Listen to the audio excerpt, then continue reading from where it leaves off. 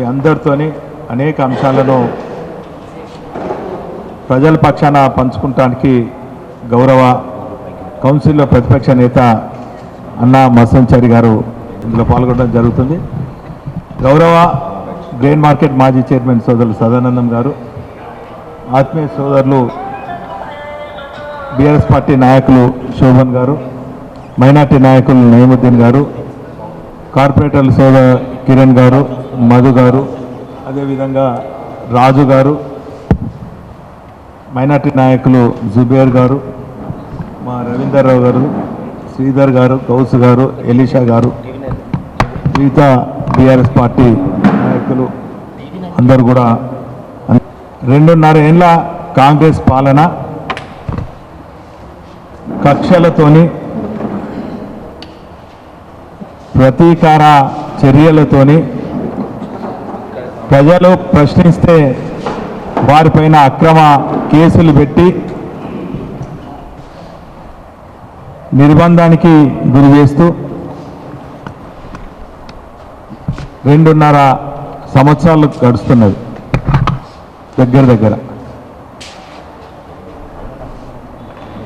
ఇప్పుడు కొత్తగా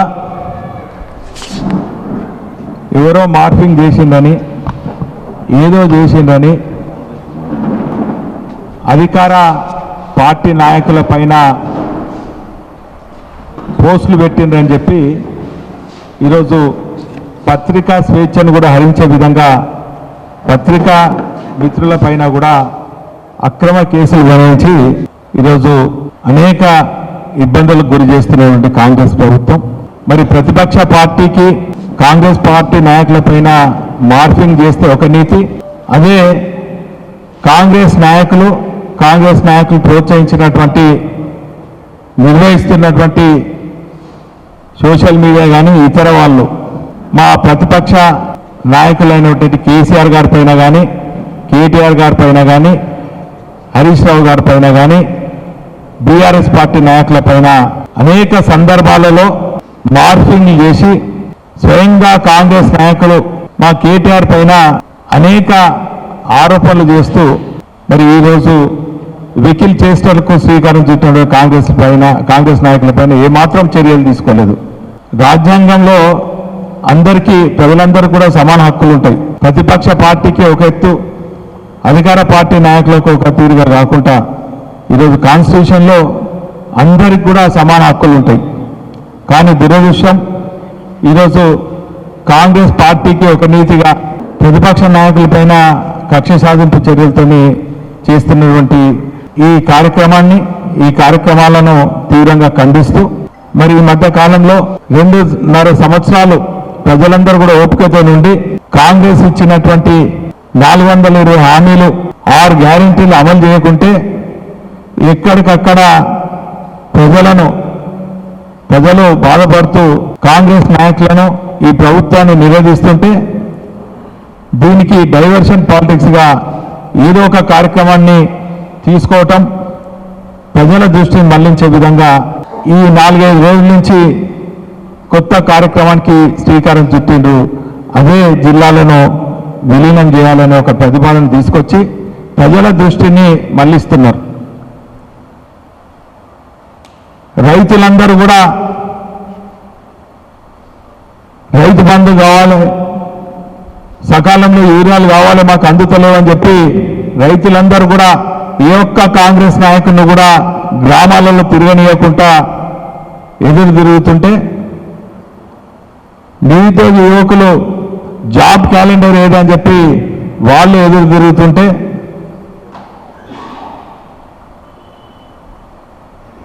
వితంతులు వికలాంగులు మాకు ఇస్తా అన్నటువంటి పెన్షన్ ఇవ్వాలని చెప్పి ఎదురు తిరుగుతుంటే, ఆటో కార్మికులు ఆటో సోదరులందరూ కూడా మాకు రావాల్సినటువంటి మీరు ఇస్తా అన్నటువంటి హామీని నెరవేర్చాలని చెప్పి ఎదురు తిరుగుతుంటే, చివరికి 40 ఏళ్ళు నిస్వార్థంగా నిజాయితీతోని ఉద్యోగులందరూ కూడా సేవలు అందించి వారికి రావాల్సినటువంటి డిఏలు కానీ, పిఆర్సీలు కానీ, బకాయిలు కానీ చివరికి రిటైర్డ్ అయినటువంటి ఉద్యోగులు కూడా వాళ్ళకు రావాల్సినటువంటి వారు జమ చేసుకున్నటువంటి డిఎల్ కానీ పిఎఫ్లు కానీ ఇవ్వాలని ప్రశ్నిస్తుంటే దీన్ని దృష్టి మరలించడానికి ఒక కొత్త ప్రతిపాదన తీసుకురావడం జరిగింది. అదే జిల్లాల విలీనం అని. ఇదే కాంగ్రెస్ పాలించినటువంటి సమైక్య రాష్ట్రంలో అనుకోండి, అనేక సందర్భాలలో గతంలో సమైక్య రాష్ట్రంలో ఎన్టీఆర్ పాలనలో కానీ మండలాలు ఏర్పాటు చేయడం జరిగింది. నాకు అవగాహన ఉన్న మేరకు గతంలో కూడా రంగారెడ్డి జిల్లా ఏర్పాటు చేయడం జరిగింది. వరంగల్లో ఉన్నటువంటి ఖమ్మం జిల్లా కూడా ఏర్పాటు చేయడం జరిగింది. తెలంగాణ రాష్ట్రం ఏర్పడిన తర్వాత తెలంగాణ తొలి ముఖ్యమంత్రి కేసీఆర్ గారు ప్రజల సంక్షేమం కోసం ప్రజల వద్దకు అధికారులు చేరువగా కావాలనే ఉద్దేశంతో పరిపాలన సౌలభ్యం కోసము అనేక జిల్లాలు అదేవిధంగా మండలాలు గ్రామాలతో పాటు ఎన్నో ఏళ్లుగా గిరిజన సోదరులు సోదరిమణులు చేస్తున్నటువంటి తండాలను కూడా గ్రామ పంచాయతీలు చేసి పరిపాలన సౌలభ్యం కాకుండా కేసీఆర్ గారు చేపట్టినటువంటి అనేక సంక్షేమ అభివృద్ధి కార్యక్రమాలు ప్రజలకు చేరువయ్యే విధంగా అధికారులు కూడా చేరువయ్యే విధంగా చేసినటువంటి గొప్ప పాలన కేసీఆర్ గారి పాలన. నాకు అవగాహన ఉన్న మేరకు సమైక్య రాష్ట్రంలో కూడా నేను ప్రజాప్రతినిధిగా ఉన్నాను. 30 ఏళ్ళ నా రాజకీయ జీవితంలో ఉమ్మడి వరంగల్ జిల్లా పరిస్థితి కనుక చూసినట్టయితే దూర ప్రాంతాల నుంచి వచ్చినటువంటి ఏటునాగరం కానీ తాడువాయి కానీ డోనర్గల్ అవతలు ఉన్నటువంటి గ్రామాలు కానీ జంగాం అవతలు ఉన్నటువంటి నర్మేట చేరియల ప్రాంతంలో ఉన్నటువంటి వాళ్ళు పేద ప్రజలు పేద రైతులు కలెక్టర్ని కలవాలంటే సద్దులు తీసుకొచ్చి కలెక్టర్ కలవకుంటే కలెక్టర్ కార్యాలయం ముందు కానీ కొంచెం ఆర్థికంగా ఉన్న వాళ్ళు ఇక్కడ లాడ్జ్లలో రోజుల తరబడి ఉండి కలెక్టర్ని కలిసేవారు కాదు. కలెక్టర్లకు కూడా వారి పరిధిలో ఉన్నటువంటి గ్రామ పంచాయతీలను కూడా అన్ని గ్రామ పంచాయతీ పర్యవేక్షించాలన్నా కూడా వారి పుణ్యకాలం దాటేది. కానీ అటువంటిది కలెక్టర్లు, అడిషనల్ కలెక్టర్లు, ఆర్డీఓలు ప్రజల దగ్గరికి వెళ్ళి బ్రహ్మాండమైనటువంటి పాలన అందించినటువంటి పరిస్థితి మనం 10 ఏళ్లలో కేసీఆర్ గారి పాలనను చూసినాం. ఇదే కాకుండా జిల్లాలను జోన్లుగా ఏర్పాటు చేసి ఆ జోన్లకు కూడా రాష్ట్రపతి ఆమోదం తెలిపి స్థానికులకే ఉద్యోగ అవకాశాలు వచ్చినటువంటి గొప్ప చరిత్ర మరి 10 ఏళ్లలో మనం చూసినాం. మరి జిల్లాకు ఒక మెడికల్ కళాశాల వచ్చినా కేంద్రం పెట్టినటువంటి జిల్లాకు ఒక నవోదయ కళాశాల కానీ పాఠశాల కానీ వచ్చిందంటే అది చిన్న జిల్లాల ద్వారానే కేసీఆర్ గారి ఆలోచన విధానంతోనే అని కూడా ఈ సందర్భంగా తెలియజేస్తున్నాం. ఈ తీరుగా బ్రహ్మాండమైనటువంటి పాలన అందించినటువంటి 10 ఏళ్ల కేసీఆర్ పాలన చూస్తే 2.5 ఏళ్లలో ప్రజా వ్యతిరేక పాలనతో పాటు ప్రతీకార పాలన మరి ఈరోజు కాంగ్రెస్ పాలన చూస్తున్నాం. ఈరోజు కనుమ శుభాకాంక్షలు. గౌరవనీయులు ఈనాటి ప్రెస్ కాన్ఫరెన్స్లో నాతో పాల్పంచుకుంటున్నటువంటి సోదరులు వెస్ట్ మాజీ శాసనసభ్యులు, ప్రభుత్వ మాజీ చీఫ్ సోదరులు వినయభాస్కర్ గారు, గౌరవనీయులు సదానందం గారు, శోభన్ బాబు గారు, నవీన్ గారు, కిరణ్ గారు, చాలామంది మిత్రులు మాతో పాటు ఈ కార్యక్రమంలో పాల్పంచుకోవడం జరుగుతూ ఉంది. వారందరికీ కూడా సంక్రాంతి శుభాకాంక్షలు తెలియజేస్తూ, పరిపాలకుడు